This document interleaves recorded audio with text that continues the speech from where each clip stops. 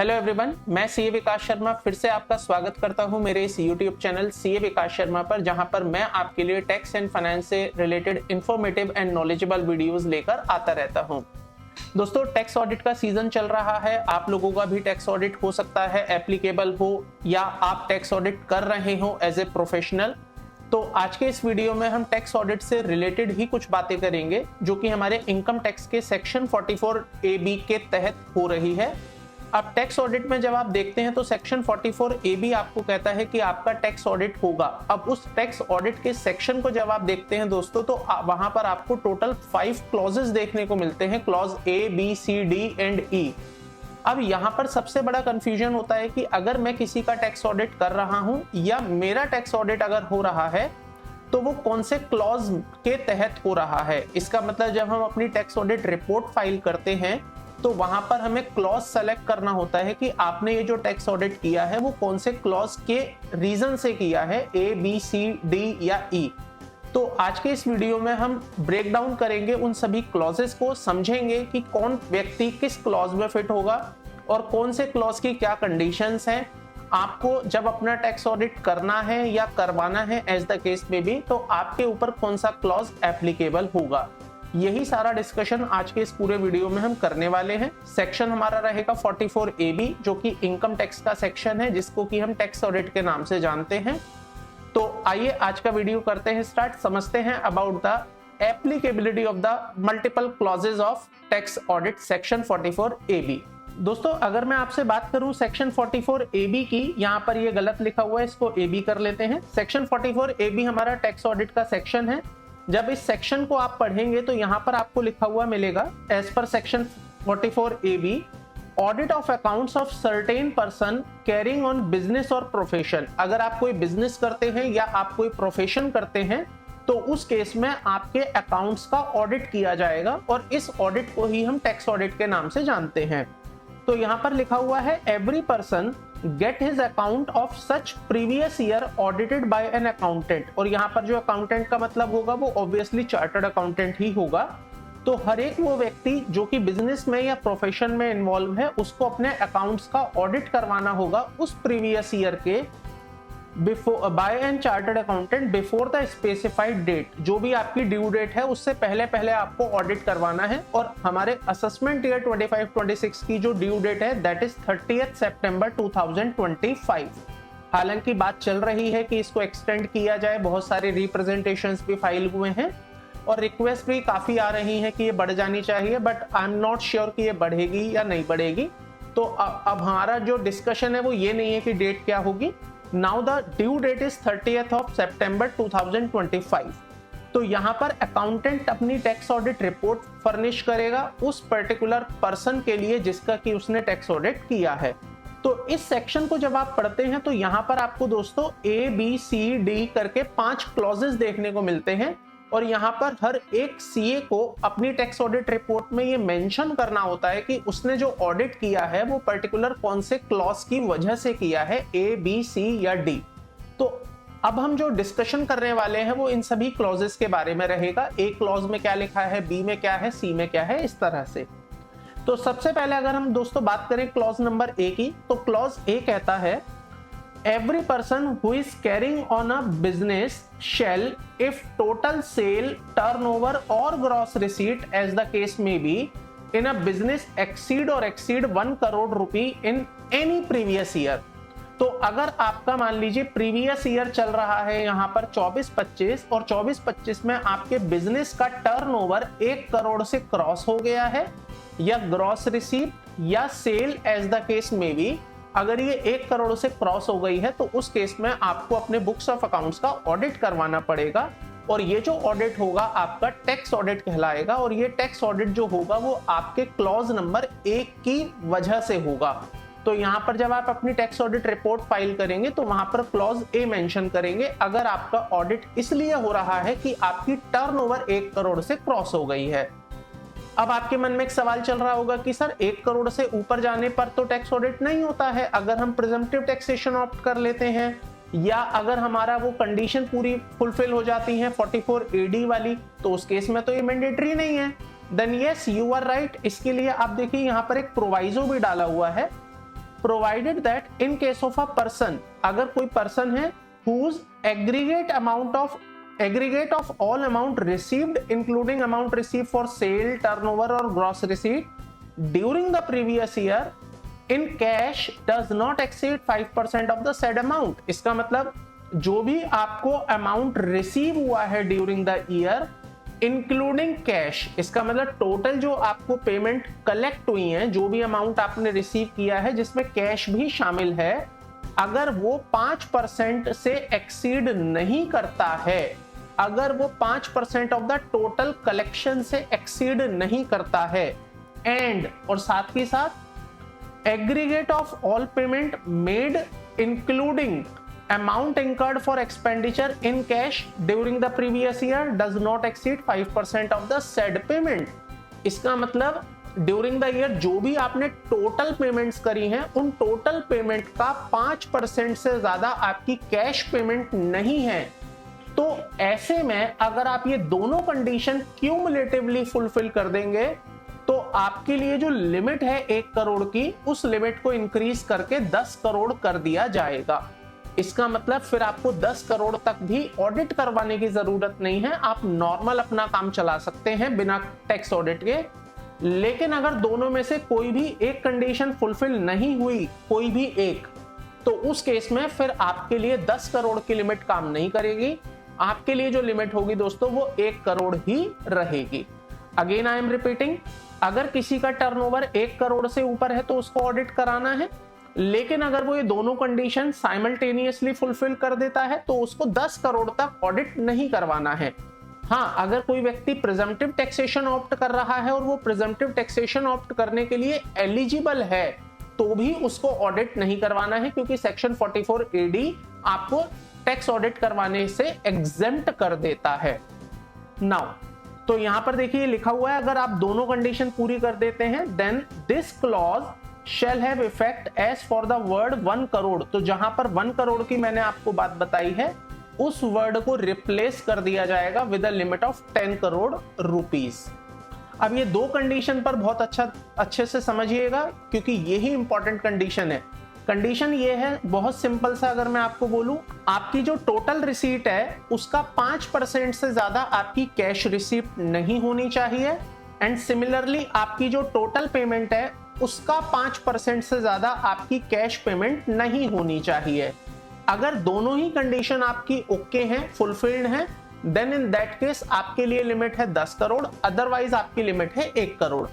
तो अब यहां पर क्लॉज ए आई होप आपको क्लियर हो गया होगा। अब आप किसी भी पर्सन का अगर ऑडिट कर रहे हैं और आप इसलिए ऑडिट कर रहे हैं क्योंकि उस व्यक्ति का टर्नओवर 1 करोड़ से क्रॉस हो गया है या 10 करोड़ से क्रॉस हो गया है, एज द केस में भी, तो वहां पर आप जो क्लॉज सेलेक्ट करेंगे while filing the tax audit report, वहां पर आप क्लॉज ए सेलेक्ट करेंगे।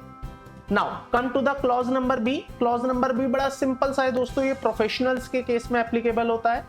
अगर आप किसी का टैक्स ऑडिट कर रहे हैं या आपका टैक्स ऑडिट हो रहा है और आप एक प्रोफेशनल हैं, मींस आप प्रोफेशन में इन्वॉल्व हैं, और आपकी ग्रॉस रिसीट 50 लाख रुपए से ज्यादा हो जाती है इन एनी प्रीवियस ईयर, तो मेरा जो यहाँ पर प्रीवियस ईयर है वो 24-25 की मैं बात कर रहा हूं, तो अगर 24-25 प्रीवियस ईयर में, फाइनेंशियल ईयर में आपकी ग्रॉस रिसीट, क्योंकि प्रोफेशनल्स के केस में टर्नओवर तो होती नहीं है, वहां तो ग्रॉस रिसीट होती है, तो उसके केस में अगर 50 लाख रुपए क्रॉस हो गए हैं तो आपका ऑडिट होगा और 100% ऑडिट ही होगा।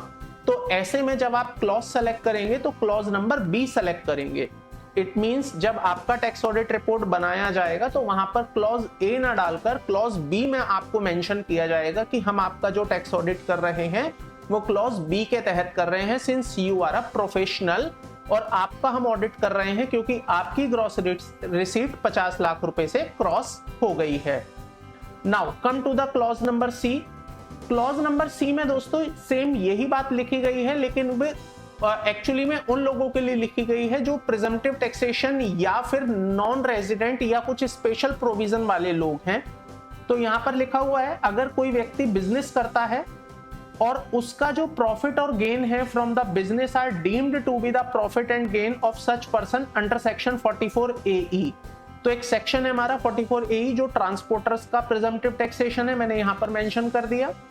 सेक्शन 44BB जो कि स्पेशल प्रोविजन है नॉन रेजिडेंट्स के लिए, एंड सेक्शन 44BBB जो कि फॉरेन कंपनीज के लिए एक सेक्शन है, जो कंपनीज सिविल कंस्ट्रक्शन में, इरेक्शंस वर्क में, विद अ टर्न की प्रोजेक्ट, पावर प्रोजेक्ट में इन्वॉल्व हैं, उनके ऊपर ये 3 सेक्शंस एप्लीकेबल होते हैं। तो इन 3 सेक्शंस में ना कुछ मिनिमम प्रिजम्पटिव टैक्सेशन की कंडीशन है दोस्तों, कि आपको अपनी इनकम मिनिमम इतनी तो लेनी ही पड़ेगी।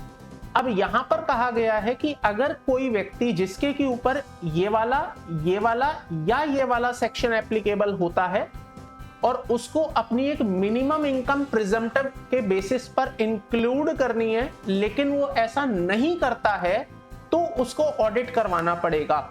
और वो जो ऑडिट होगा वो क्लॉज ए में नहीं होगा, क्लॉज बी में नहीं होगा दोस्तों, वो ऑडिट होगा आपका क्लॉज सी में।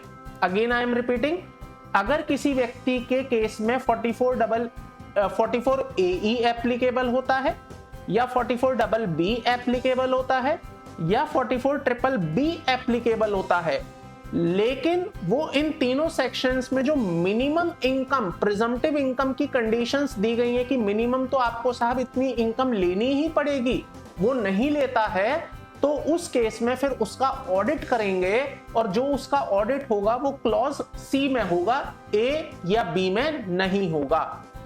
इसका मतलब ऐसे समझिए, किसी पर्सन की टोटल टर्नओवर है 60 लाख रुपए, लेकिन वो सेक्शन 44AE में फॉल करता है किसी वजह से। अब वो सेक्शन 44AE की कंडीशन आपको देखनी पड़ेगी कि वो वहां क्यों फॉल करता है, लेकिन अब वो कह रहा है कि नहीं जी, मैं तो ये मिनिमम इनकम नहीं दिखाना चाहता, मेरे को तो इतनी इनकम नहीं है कि मैं इस पर टैक्स पे करूं, मैं तो इससे भी कम दिखाना चाहता हूं। तो अगेन उसको फिर सेक्शन 44AE से बाहर ले आएंगे और सेक्शन 44AB में उसका ऑडिट करेंगे एज पर क्लॉज नंबर सी। अब इस सेंटेंस को फिर से पढ़िएगा। If the profit or gain from the business are deemed to be the profit and gain of such person under section 44AE, AB or section 44BBB, as the case may be, and he has claimed his income to be lower than the profit or gain so deemed. इसका मतलब अगर वो ये claim करता है कि मेरी income इतनी नहीं है कि मैं इस पर टैक्स पे करूं, मेरी तो इनकम इससे भी कम है, देन इन दैट केस उसका ऑडिट किया जाएगा सेक्शन 44AB में, क्लॉज नंबर सी में। मैं उम्मीद करता हूं आपको ये क्लॉज भी क्लियर हो गया होगा। Now come to the clause number D. अब ये क्लॉज नंबर डी किन लोगों पर एप्लीकेबल होता है? तो दोस्तों ये होता है प्रोफेशनल्स पर एप्लीकेबल। अभी जैसा कि मैंने आपको बताया, हर एक प्रोफेशनल जिसकी की टर्नओवर 50 लाख रुपए से ज्यादा हो जाती है, उसको यहां पर अपना टैक्स ऑडिट करवाना ही करवाना है, चाहे वो अपनी इनकम कितनी भी दिखा रहा हो या लॉस दिखा रहा हो, एज द केस में भी उसको अपना टैक्स ऑडिट कराना ही है, और वो क्लॉज बी में जाता है। लेकिन एक सेक्शन और है हमारे पास, प्रिजम्पटिव टैक्सेशन फॉर प्रोफेशनल्स, जो कि है 44ADA। अब ये 44ADA क्या कहता है? ये सेक्शन कहता है कि हर वो व्यक्ति जो स्पेसिफाइड प्रोफेशन में इन्वॉल्व है, वो सेक्शन 44ADA में आ सकता है, और आने के बाद अपनी 50% इनकम डिक्लेयर कर सकता है एज ए प्रिजम्पटिव इनकम। इसका मतलब ये 50% जो भी अमाउंट निकल कर आएगा वो उसकी प्रिजम्पटिव इनकम बन जाएगी। जैसे मैं एग्जांपल मेरे ऊपर लेता हूं, मान लीजिए सर पूरे साल भर में मेरी टोटल जो रिसीप्ट है वो 36 लाख रुपए है, तो in any case because I am a professional, तो मुझे अपनी ITR में 50% इनकम दिखानी पड़ेगी। इसका मतलब 18 लाख रुपए तो बेयर मिनिमम मुझे अपनी इनकम लेनी ही पड़ेगी, because I am a professional. लेकिन अगर बाय एनी चांस मैं कहता हूं कि नहीं साहब मेरी इनकम 18 लाख नहीं है, मेरी इनकम तो इससे भी कम है, तो ऐसे में लॉ ये कहता है कि ठीक है, हम मान लेंगे आपकी इनकम कम है, अगर आप अपना ऑडिट करवा लेते हैं सेक्शन 44AB में, और यहां पर जो क्लॉज काम करेगा दोस्तों, वो काम करेगा आपका क्लॉज नंबर डी। पढ़िएगा, क्लॉज नंबर डी कहता है any person carrying on a profession shall, if the profit and gain from the profession are deemed to be the profit and gain of such person under section 44ADA, he has claimed such income to be lower than the profit and gain so deemed to be the profit and gain of his profession. And his income exceed the minimum amount which is not chargeable to income tax. इसका मतलब अगर old regime है तो 2.5 lakh, new regime है तो 3 लाख। तो अगर किसी की इनकम 2.5 लाख से ज्यादा है या 3 लाख से ज्यादा है, एज द केस में भी, और वो 50% अपनी इनकम डिक्लेयर करने को रेडी नहीं है एज एन प्रोफेशनल, तो उस केस में फिर उसको ऑडिट करवाना पड़ेगा। Tax audit section 44AB clause number D में किया जाएगा। मैं उम्मीद करता हूं आपको ये क्लियर हो गया होगा। इसी बात को एक एग्जांपल से समझते हैं दोस्तों। मान के चलते हैं किसी प्रोफेशनल का टर्नओवर या ग्रॉस रिसीट 65 लाख है, तो जाहिर सी बात है फिर उसको यहां पर अपना टैक्स ऑडिट करवाना ही है, बिकॉज 50 लाख से एक्सीड हो गया। अगर किसी प्रोफेशनल का ग्रॉस रिसीट मान लीजिए 40 लाख है, but he is not ready to declare his income at 20 lakh, वो कहता है मेरी इनकम कम है, तो फिर उसको अपना टैक्स ऑडिट करवाना पड़ेगा सेक्शन 44AB क्लॉज डी के अंदर। हालांकि आपको जानकारी के लिए बता दूं, सेक्शन 44ADA में प्रिजम्पटिव टैक्सेशन की लिमिट को बढ़ाकर 75 लाख भी कर दिया गया है, लेकिन उसकी कंडीशन है कि आपकी जो टोटल सेल है उसका 5% से ज्यादा कैश सेल नहीं होनी चाहिए। तो अगर if that is the case, तो उस केस में आपको टैक्स ऑडिट करवाने की जरूरत नहीं है, आप प्रिजम्पटिव भी ऑप्ट कर सकते हैं। Now come to the clause number E, which is the most important clause, जो कि सेक्शन 44AD वालों को कवर करता है। तो जैसा कि मैंने अभी आपको बताया, एक सेक्शन है हमारे इनकम टैक्स में 44AD, जो प्रिजम्पटिव टैक्सेशन का सेक्शन है, जिसमें कहा जाता है कि मिनिमम 6% और 8% आपको अपनी इनकम लेनी है। 6% जहां पर आपकी टर्नओवर अदर देन कैश की है, और 8% जहां पर आपने कैश में टर्नओवर किया। तो अगर कोई व्यक्ति एक बार प्रिजम्पटिव टैक्सेशन ऑप्ट कर लेता है, तो उसके आने वाले 5 साल तक उसको वहीं कंटिन्यू रहना है, और अगर वो एग्जिट करता है तो उस केस में फिर उसको ऑडिट करवाना पड़ता है। ये वाला क्लॉज आपका क्लॉज नंबर ई है। तो ई क्लॉज कहता है कि अगर आपने एक बार प्रिजम्पटिव टैक्सेशन ऑप्ट कर लिया, तो आने वाले 5 साल तक आपको उसी में रहना है। मींस आपको मिनिमम 6% 8% अपनी इनकम दिखानी ही है। अगर आप नहीं चाहते हैं ऐसा, तो आप अपने अकाउंट्स का ऑडिट करवाइए और प्रिजम्पटिव टैक्सेशन से बाहर आ जाइए। देखिएगा, a person carrying on a business shall, if the provision of subsection 4 of section 44AD, अभी मैं आपको दिखाऊंगा अगले पेज पर सेक्शन 44AD का जो सबसेक्शन 4 है वो क्या कहता है।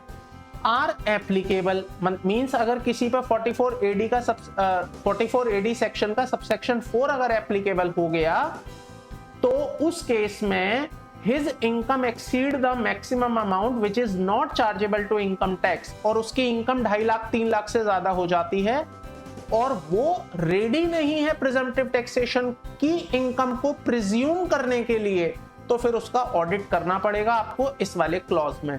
आइए अगले पेज पर देखते हैं सेक्शन 44AD का सबसेक्शन 4 कहता क्या है। देखिएगा, विच is the most important section, क्योंकि ज्यादातर लोगों का जो टैक्स ऑडिट हो रहा है ना दोस्तों, वो इस क्लॉज में भी हो रहा है। मतलब ऐसा नहीं है आखिरी क्लॉज है तो बहुत काम का नहीं है। बहुत सारे ऐसे लोग हैं जो शुरुआती टाइम में अपनी बिजनेस को प्रिजम्पटिव टैक्सेशन में ले आए, but now they are growing, और अब जब वो ग्रो कर रहे हैं उनका प्रॉफिट ज्यादा आ रहा है प्रिजम्पटिव टैक्सेशन के बेसिस पर भी, but they are not ready कि भाई मैंने तो इतनी इनकम कमाई ही नहीं है, तो अब ऐसे में क्या करें, उनका टैक्स ऑडिट करेंगे। फिर जो एक्चुअली में उन्होंने इनकम कमाई है या लॉस हुआ है वो देखा जाएगा कि उनका सिनेरियो है क्या। तो देखिए, where an eligible assessee declare profit for any previous year, अगर आपने किसी भी एक प्रीवियस ईयर में प्रॉफिट डिक्लेयर कर दिया in accordance with the provision of this section, तो ये सेक्शन है 44AD। 44AD क्या कहता है, 6% और 8%। तो अगर किसी व्यक्ति ने किसी प्रीवियस ईयर में अपना प्रॉफिट इस सेक्शन के मुताबिक डिक्लेयर कर दिया, and he declares profit for any of the 5 assessment year, आने वाले जो 5 साल है उसमें से किसी भी एक साल में वो ये कहता है कि नहीं मेरा प्रॉफिट 6% 8% नहीं है, इसका मतलब he declare profit of any of the 5 assessment year relevant to the previous year succeeding such previous year not in accordance with the provision of subsection 1। इसका मतलब आपने एक साल प्रिजम्पटिव टैक्सेशन ऑप्ट किया, बट आने वाले 5 सालों में आपने 5 सालों में से किसी भी एक साल में आपने ये कह दिया कि नहीं नहीं मेरी इनकम 44 AD के मुताबिक नहीं है, मेरी इनकम उससे भी कम है, then in that case he shall not be eligible to claim the benefit of provision of this section for 5 assessment year। इसका मतलब जिस साल वो 44 AD से ऑप्ट आउट करेगा तो वहां से 5 साल तक अब वो दोबारा 44 AD ले नहीं पाएगा। और दूसरी बात, उसको अपना ऑडिट भी करवाना पड़ेगा। ऑडिट करवाना पड़ेगा कौन से क्लॉज में? क्लॉज नंबर ई के तहत। इसका मतलब ऐसे समझिए इस बात को, मैं एक एग्जांपल से लेता हूं। मान लीजिए किसी की टर्नओवर है 60 लाख रुपए, उसने एक साल 44 AD ऑप्ट कर लिया और अपनी इनकम डिक्लेयर कर दी 8% या 10% मान के चलते हैं, और उसने अपनी इनकम 6 लाख दिखा दी। ये मान के चलिए फाइनेंशियल ईयर 23-24 की बात थी। अब फाइनेंशियल ईयर 24-25 में आने के बाद उसकी टर्नओवर हो गई है 80 लाख रुपए, और अगर वो 6% या 8% मिनिमम, मान लीजिए 6% भी मैं ले लेता हूं, 4,80,000 रुपए की उसकी इनकम बनेगी।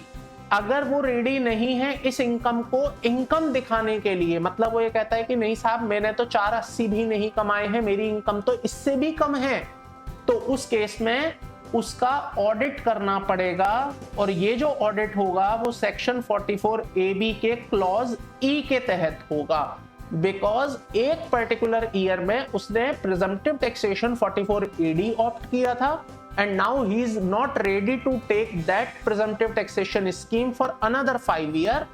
that is the reason he has to done with the audit process, और जो ऑडिट यहां पर होगा वो क्लॉज ई में एप्लीकेबल होगा। मैं उम्मीद करता हूं दोस्तों आपको ये पांचों ही क्लॉज क्लियर हो गए होंगे। अगर इन क्लॉजेस से रिलेटेड, टैक्स ऑडिट से रिलेटेड कोई भी आपकी क्वेरी है, प्रैक्टिकल क्वेश्चंस है, आपके पास कोई भी डाउट है, तो आप मुझे कनेक्ट कर सकते हैं। This is my email ID, यहां पर आप अपनी क्वेरी मुझे ड्रॉप कर सकते हैं। I will definitely answer your queries related to tax audit और एनी ऑफ द क्लॉजेस।